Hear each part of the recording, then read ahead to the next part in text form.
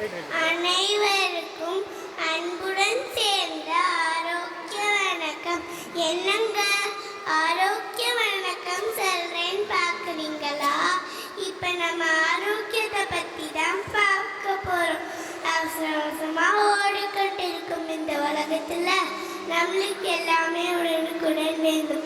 அதுக்குள்ள நம்ம ஆரோக்கியத்தையும் கொண்டு வந்துட்டோம்.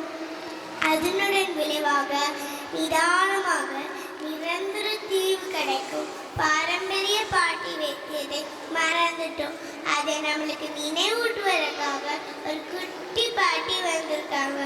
ஆரோக்கியத்தை உணர்த்த அன்பிகா பாட்டியை அன்புடன் அழைக்கிறேன்.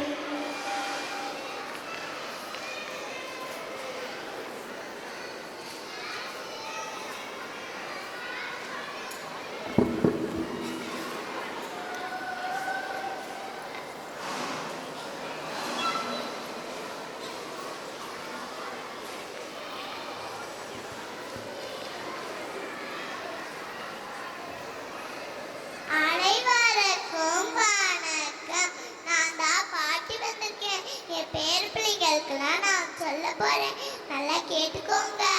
முதல்ல கற்பூரவள்ளி, துளசி, தூதுவாழை இது மூணையும் சேர்த்து தண்ணியில போட்டு கொதிக்க விட்டு ஆனோனே குடிச்சா சளியெல்லாம் ஓடி போயிடும்.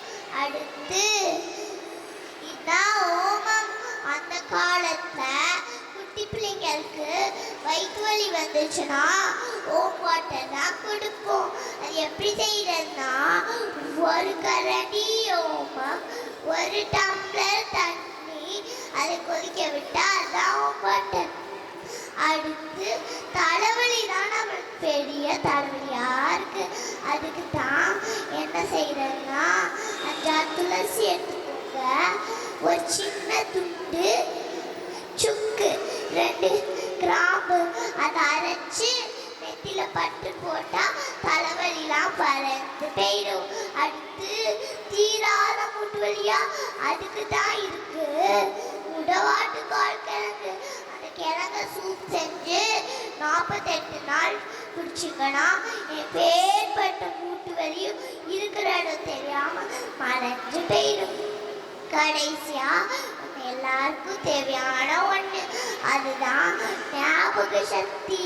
அதுக்கு என்ன செய்யறதுன்னா, அதிமதுர செடியோட வேற பொடி செஞ்சு 3 கிராம் அளவுக்கு தினமும் காலையிலையும் சாயந்தரமும் பால்ல கலந்து குடிச்சிங்கன்னா நல்லா இருக்கும் ஞாபக சக்தி.